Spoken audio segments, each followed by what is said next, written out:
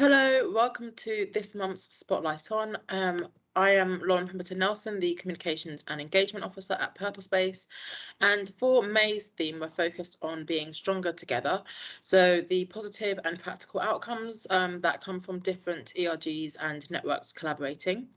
Today, I'm joined by Doug Dolan, who is a Global Learning Manager for Safety and Environment, but also the President of the Enable Employee Resource Group at Shell. And Doug has been with Shell for 20 years. Shell is one of our wonderful member organisations here at Purple Space, who also took part in our 24-hour global broadcast in 2020 and is a part of our ERG Global Forum. So thank you, Doug, for joining us. Just for accessibility purposes, just to describe myself, I am a Black woman in my 20s wearing glasses, and I have braids in a living room setting. Thanks, Lauren. And I appreciate the invitation today to join and the opportunity to talk with you. So I am a white male, getting a bit older these days, a lot of gray hair on my head. I'm just happy it's still there on my head at this point. But I am calling from my office, but I'm also using a background, which is Shell's, or emphasizes Shell's Powering Progress strategy. Thank you. Thank you so much for joining us for today's interview. So just to get us started, can you just tell me a bit about yourself and why you decided to get involved with Shell's Enable ERG, where you lead over 300 supporters in the USA? Yes, so I'm a chemical engineer by degree, so not surprising that I'm working for a company like Shell. But I have been in the industry for over 30 years now, and over 20 years of that has been with Shell.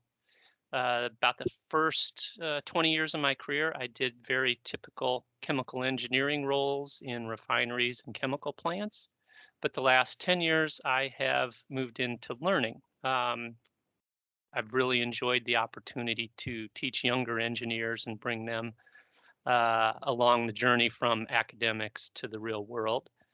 And my time in learning has actually is actually what brought me to Enable.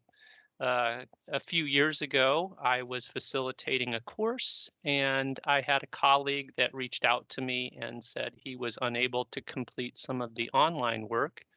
He had a visual impairment, and the materials were not compatible with his screen reader.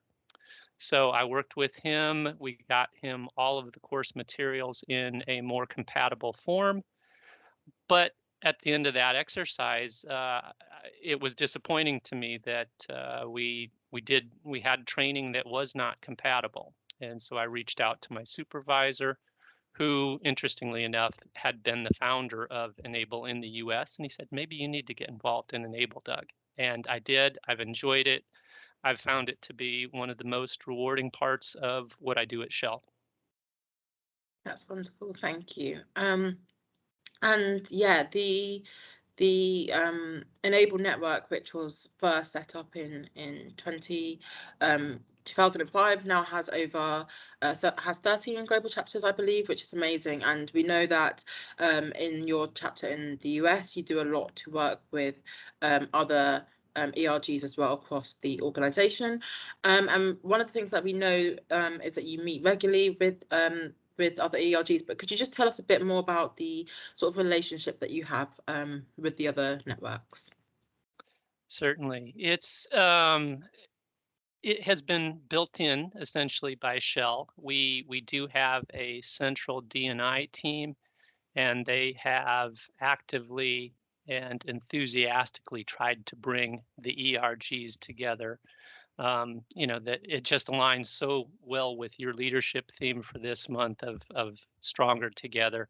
That was the concept, is that we are all working towards the same things: a diverse and inclusive workplace where everybody feels comfortable to be themselves. And so our goals are the same. It makes sense that we're working together. I really do appreciate the conscious decision that was made some years ago to bring us together, to work on issues together, and it has been very successful. We tend to meet once a month, all of the presidents of the employee resource groups in the U.S. We talk about common issues. We talk about uh, things that we're doing that might make sense or might be of value to members of other ERGs as well. And so it has become a very collaborative group over time as we've gotten to know each other, gotten to know what the other ERGs are all about. We do work together quite frequently now, and we do find that there is an enormous amount of intersectionality and issues that are common to all of us. Yeah, thank you. And the relationship is really great to see how you have worked together in the past. And one of the things that we know you ran was a ERG conference in 2021, which had over 1,300 participants, which is just fantastic.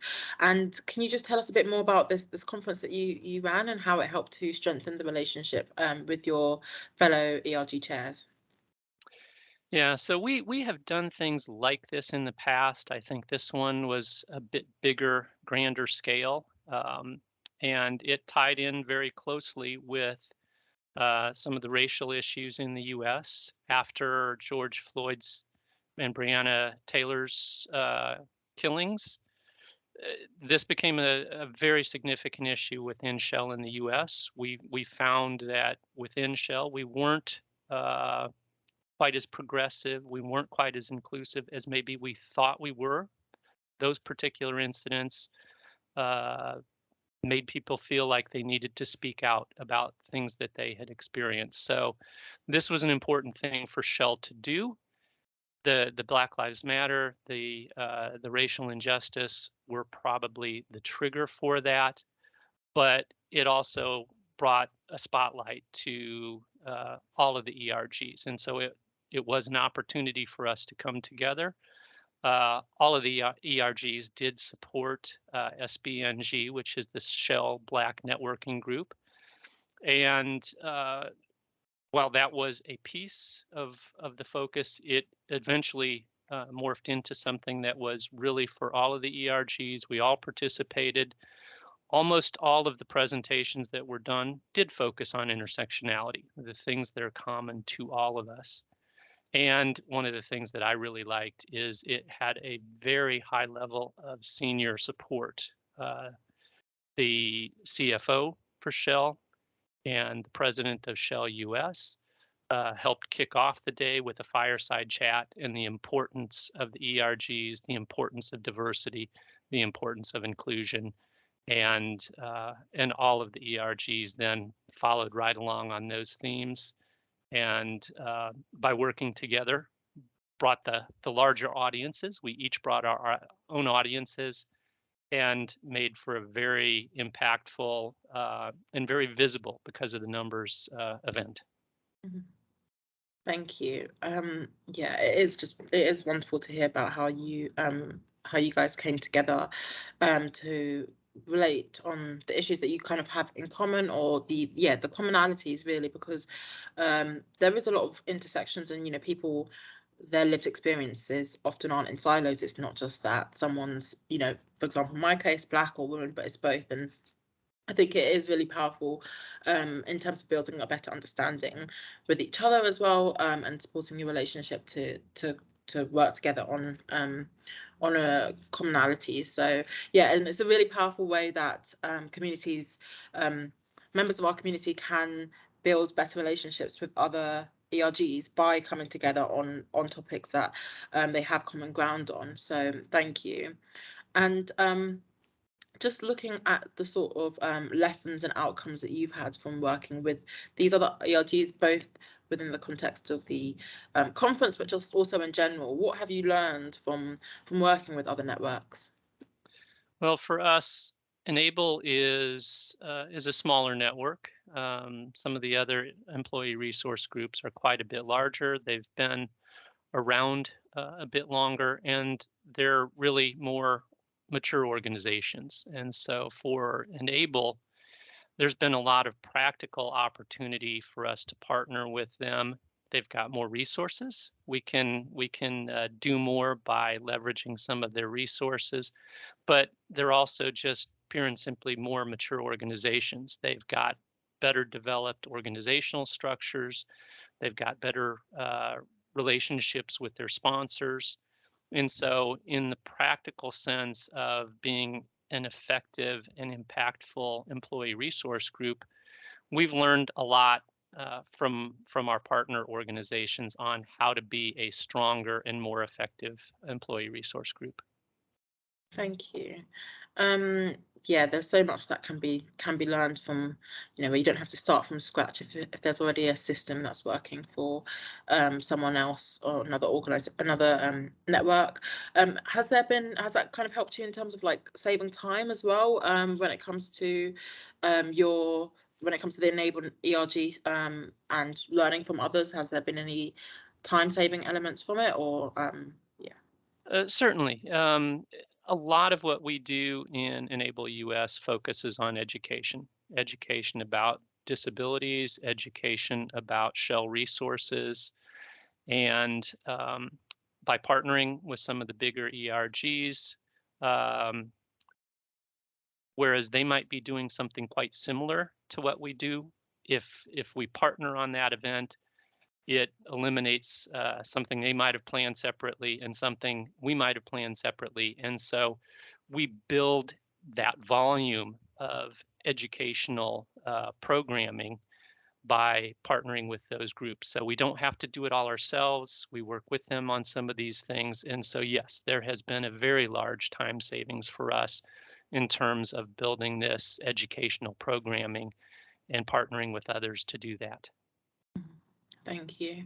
I think that's such a important way that matters to many of our members, with especially this being something that they're often doing at the side of their desk. You've got a full-time job with other responsibilities, so saving time can make such a big difference.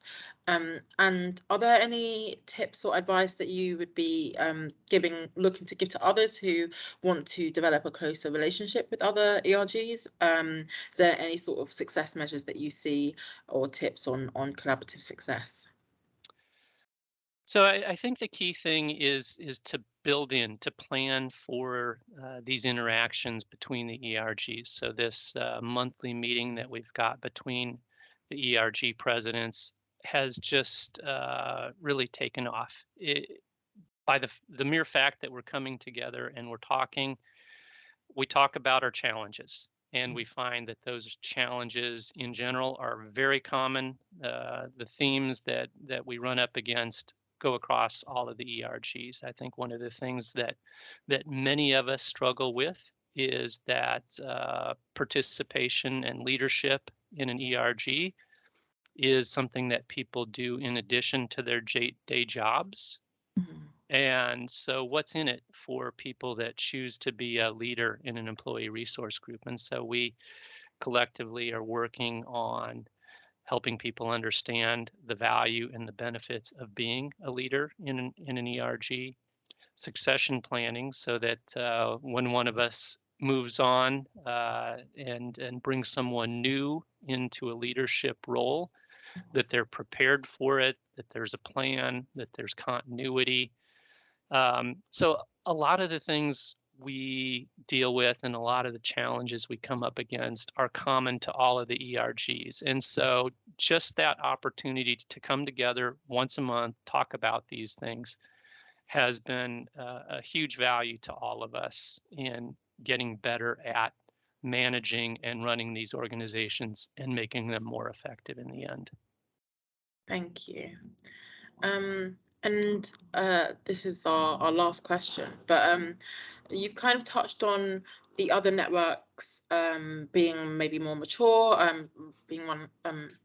having a slightly longer life cycle so far. And so how do you ensure that the disability ERG is heard and working with larger or more established networks?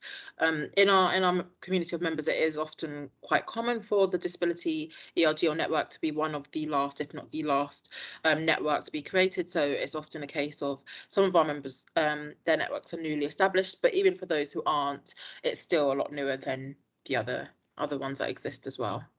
Hmm. Again, this coalition of ERG presidents has been very helpful in that regard, because in that group, it's each ERG has one voice. So the size of your organization, the maturity of your organization is not quite so important. Every ERG gets a voice in those meetings. So we do get to have a relatively equal voice in spite of the size of, or in spite of our size and our maturity, perhaps being a little bit behind some of the others. But that's okay. We value leveraging their resources, their maturity, and so from that regard, even if there's a time where maybe our voice isn't quite as loud, that's okay, because we're leveraging that experience, that knowledge, those resources that some of these other ERGs have that we don't yet. So I think that may be even one of the advantages, is that our voice is still there, but they bring so many other things to us in terms of resources that even if in some instance maybe our voice isn't quite as loud, that's okay, because the messages are getting out to a larger audience, which is really our goal. Thank you. I really enjoyed that throughout this interview, but also when we met before, you emphasized so much how it's not a competition. It is about everyone learning from each other and everyone kind of having the opportunity to win. And I think that's really, really important. And it's true where, you know, even if you don't have a say on every single issue, or like you might be small at times, having others who are also kind of, you're working with them so they can advocate on your behalf and support you on your behalf is really important and lovely as well. Indeed. Yeah. And that's exactly it. I think by working together, we have become advocates for one another. And I think we all realize now too that a rising tide lifts all boats. So if we build a more diverse and inclusive organization, every one of our represented populations is going to benefit from that. And I think, again, that's the goal at the end of the day for all of us, is to make Shell a more inclusive place. And absolutely, we have found that working together is much more effective at achieving that goal. Yeah. Well, thank you. That's a lovely note to leave us on. So I would just like to say thank you again so much for taking part in today's Spotlight On. And I know that many of our members will really enjoy hearing these insights, because it's something that many of our members are working on. So thank you. And thank you, Lauren. It was great to have the opportunity, and we appreciate being part of Purple Space and everything that Purple Space does too. So thank you. Thank you very much. And to our viewers or listeners, thank you for watching or listening this Spotlight On. And next month for June, we will be speaking to Belinda May from Denton's about the art of great leadership. Until then, have a great month. Thank you for enjoying this. Take care.